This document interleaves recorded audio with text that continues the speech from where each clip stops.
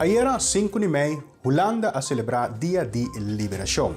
Riba é dia aqui a comemorar com a 1945 Hulanda a queda liberada da ocupação alemã nazi na final da Guerra Mundial 2. Rond o país, a comunidade a bini junto para a tradição de Vrijheidsmaaltijd, e comimento de liberdade. Maneira, tur anya, ta bini junto, ta bebe sopi e ta reflexionar. Ta corda Héroe de Guera e ta papi riba tema de liberdade, democracia e direito humano. Na Biblioteka sentral na Den Haag tabating di encontro aqui organizado por Dutch Caribbean Book Club e Biblioteka Central.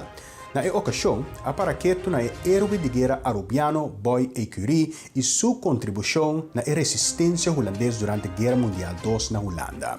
Essa aqui é que apresentada para o pastor Nelson La Cruz. Presente, tabating entre outros, ministro plenipotenciário de Aruba Ali Tyson.